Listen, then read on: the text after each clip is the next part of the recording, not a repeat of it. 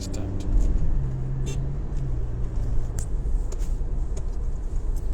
प्रणाम नमस्कार।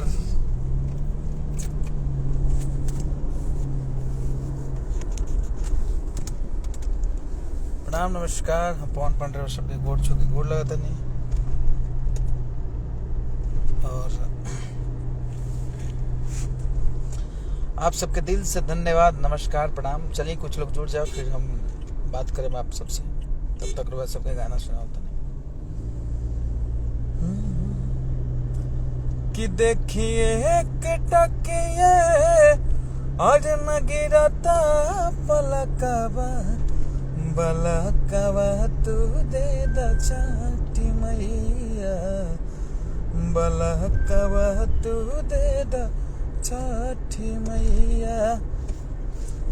आप सबके बीच में हम जब लाइव आए रहे, बहुत इमोशनल होके लाइव आए रहे, चूँकि ट्रेंडिंग म्यूजिक नंबर 1 पे फर्स्ट छठ आई रहे। ओकरा हमरे सबके बतौले नहीं कि जब हमारा तीसरा गाना छूटी बलकवा तू दे दा छठी मैया, बहुत बेहतरीन छूटी चूँकि, और खेसारी जी बहुत बेहतर तरीका से ओकरा गौले बारा।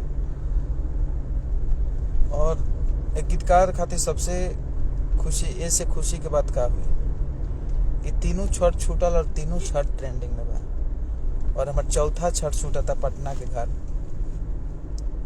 बहुत ही प्यारा गाना बा, जब सुने तो सूरज भगवान के गाना बा, मजा आ जाए। और बहुत बेहतरीन गाना रवा सबको सुने के मिले। हमारे छठ के गाना बाजे लाउटे क्योंकि ये सूरज देवा छपरा के घटिया, बहुत ही प्यारा गाना बा। ये आप सबके जब सुने तो हमके जरूर वो कमेंट और रिप्लाई करके बताए कि हाँ बहुत अच्छा लगा। बट अभी तक जे भी गाना सुन ले बलकवा सबके इमोशनल हो गए बा, भले वो खुल के बोले चाहे ना बोले, बट ये गाना सुनने के बाद रियली इमोशन आ जाता। वो क्या म्यूजिक बा, और हम गाना लिख ले बनता, गाना की तो बड़ाई अपना से ना करब, गाना करवा सब बड़ाई करब। बट जे भी बतावता वो म्यूजिक, गाना और गायकी, सबसे बेहतर गायकी भेल बा, बहुत ही खूबसूरत गायकी भेल बा। और अभी तक खेसारी जितना छठ बोले बा सबसे बेहतर, ये मतलब जितना भी अभी तक के इतिहास में पहला ऐसा गाना एकदम खेसारी जी गाए हैं, बलकवा तू दे दे छठी मैया, बहुत बेहतरीन। तो हमके आशा पूरा विश्वास बा कि वह सब जरूर ये सब गाना के शेयर करें। और थोड़ा सा व्यू कम बा, उसे घबराइला के बात नहीं है, क्योंकि जौन अच्छा चीज रहेला ओकर डिमांड थोड़ा सा लोग कम करेला, पता ना काहे। और बहुत सारे यूट्यूबर लोग भी बा, वो लोग भी पता ना काहे अच्छा गाना के प्रमोट नहीं करत, का कंफ्यूजन बा और क्या प्रॉब्लम बा भगवान जाना। बट हमसे जितना हो सकता है ये गाना का प्रमोशन हम करते नहीं, ऐसे कि ये बहुत हमारे दिल के करीब गाना बा। और रियलिटी छठ जन होला तो छठ अपना संतान के मांग खातिर अधिकांश लोग करेला, मतलब सुहाग और संतान ये दो गो के मान्यता बहुत ज्यादा मिलेला छठ में। तरह सब ये गाना के सुनी और शेयर करी, बहुत ही अच्छा लगी रहा सबके ये गाना, और रियली बहुत अच्छा लगी हमके, आसाना पूरा विश्वास हो। और सबसे बड़ी खुशी के बात बा कि पहला गाना छूटल जन हमार नारियल, वो नारियल जब छूटल तो आज 7 दिन से कंटिन्यू वो ट्रेंडिंग पे बा, और नंबर 1 ट्रेंडिंग पे बा म्यूजिक सेक्शन में। जब से नंबर 1 के जगह धैले बा तब से अभी तक बा, और 10 मिलियन 11 मिलियन गाना हो गए। तो बहुत खुशी बा, छठ के हार्दिक शुभकामना बा आप सबके। दिवाली अच्छा बीतल, छठ भी बहुत अच्छा बीती। और साथ ही साथ रहो सबको बता दी कि दूसरा गाना जो हमारा छूटल महिमा छठी मैया के, वो गाना रहो सब ट्रेंडिंग में, यानी 6 नंबर पर भी ट्रेंड करता म्यूजिक सेक्शन। और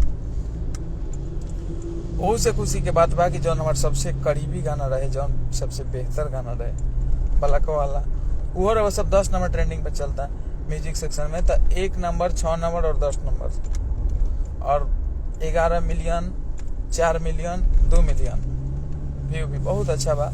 और पटना के घाट छूटत रउआ सब होकर भी प्यार आशीर्वाद जरूर दें। और बहुत बेहतर लगी जब आपके प्यार मिलेगा। और रियलिटी आप सभी के अमरीनी बन। और दिन में 20 बार सुने नारियल। यशवंत कुमार यादव जी, थैंक यू मेरे भाई। Bablu Azim, love you.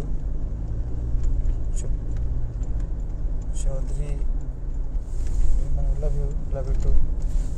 और सही बहुत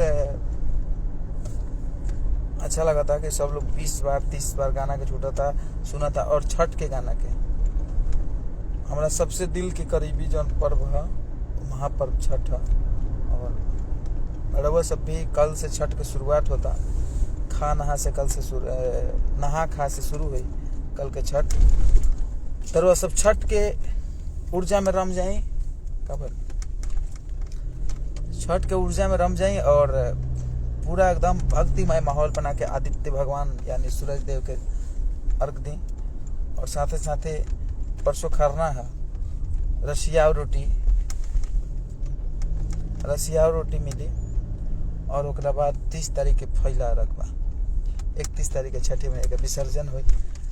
प्यार खुशी खुशी मैया अपने घरे जी आरवा सबके व्रत पूर्ण हुई। और साथे साथे ठेकुआ प्रसादी मिली।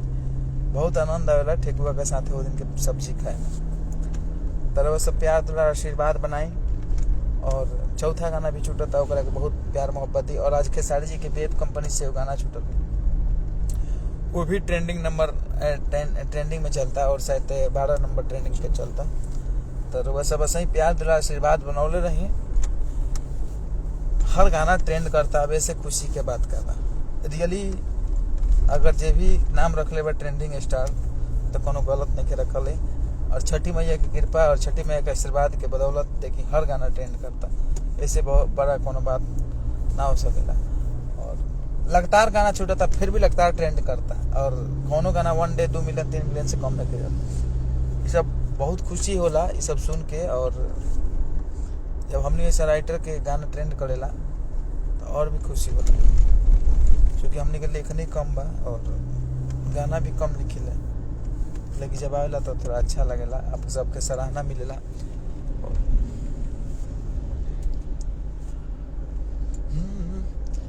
कि देखिए एक टकिए अरे न गिरता पलकवा बलकवा तू दे द छठी मैया। देखिए गांव देहात में लोग कहेला। हमारा गांव में एगो हमारा घर के बगल में एक जनी बुजुर्ग रही। उनका नाती ना होते तो बोलली कि एगो गोर चाहे करिया है सती माई हमरा के गोर चाहे करिया एगो नाती दे दी। तो बहुत ही प्यारा लाइन रुआई में के अगला लाइन बाजन सुने तो कि होखे ज्ञानी चाहे अरे होखे बूढ़ा कवा बलकवा तू दे द छठी माई। मतलब ज्ञानी होके चाहे बुर्बक होके संतान होला वो चाहे कैसन भी होके। बट एगो माँ के ममता में जन संतान के माया होला वो चाहे खूब होनहार संतान होके चाहे सबसे मंद बुद्धि के संतान होके, दोनों संतान के प्यार उतना ही एगो माँ के ममता में होला। और बचपन जन गुजरेला बहुत ममतामयी प्यार भरा बचपन होला। तो वही ममता के एमे बखान बाकी एगो माँ बहुत अच्छा लाइन लास्ट वाला बाकी कि माई से मांगी माई अरे बने वाला कवा बला कवा तू दे द छठी माई। बहुत ही अच्छा। और साथे साथे में एक वाली लाइन बा कि दियावा जराई मांग अरे दियावा जराई कुल के मांगे खाती दियावा। जैसे कि संतान के कहल बा कि कुल के दिया मतलब आगे वाला कुल के जौन पीढ़ी चलाई संतान चलाई। तो वही लाइन बा बहुत बेहतरीन। और देखी छठ के सजावट सब रोड में हो गया, रास्ता में दिखता। और बहुत बेहतरीन तरीका से छठ सजल बा और सबसे बेहतरीन पटना के छठ होला जौन की पूरा दुनिया में नामी बा। और दीघा से लेके गंगा पटना सिटी तक बहुत हर जगह मतलब पटना पूरा सज धज के रेडी बा छठ में। जगह कलकत्ता दशहरा में सजेला, जगह गणेश उत्सव में अति महाराष्ट्र सजेला, उससे कहीं ज्यादा सजावट अपना पटना में मिली और गंगा के किनारे मिली। बहुत बेहतरीन सजावट मिली जब घर द्वार छोड़ के सारा लोग गंगा जी के तीर पे 30 तारीख के पहला अर्घ लेके जाला। हम पटना के छठ में रहल बनी, देखले भी बनी और बहुत अच्छा लगा था। अभी जे भी पटना जाते हुए देखो थे अभी गंगा जी के तरफ एक सप्ताह पहले से दिवाली के पहले से सजावट चलता है, बेहतरीन सजावट। जिला प्रशासन के साथ साथ छठ समिति के लोग भी बा और सरकार भी इन्वॉल्व रहेला। बहुत सारा लोग के सरकारी संस्था और प्राइवेट संस्था दोनों संस्था मिल करके और बहुत बेहतरीन सजावट होला और जाम तो एकदम मन मुग्ध हो जाए और बहुत बेहतर छठ होला पटना के। और वे जब छठ के गाना बाजेला तो बहुत मजा आएगा। तो एक बार जरूर पटना के छठ देखी और आज हमने घूमत से देखी है प्रभाकर कुमार। बोलो। सब कोई को प्रणाम है और इतना जल्दी आप लोग ट्रेंडिंग में गाना लाए और ट्रेंड में लाना भी पड़ता आप लोग, क्योंकि इतना अच्छा गाना शायद मुझे लगता है कि हर लोग नहीं लिख पाएंगे। और खासकर ज्ञानी होके चाहे होके बुरबकवा बलकवा तू दे दो छठी माई, इस गाने का जो बोल है यही सबसे ज्यादा इस गाने में भावुक कर रहा है, जो कि हकीकत है। तो पवन भैया को भी प्रणाम है, इनकी लेखनी को प्रणाम है और खेसारी भैया क्या गर्दा गाए हैं। तो दिल बहुत खुश हुआ और आप लोग इसी तरह चौथे गाने को भी ट्रेंडिंग में लाइए, जो कि 1-2 दिन में रिलीज होने वाला है।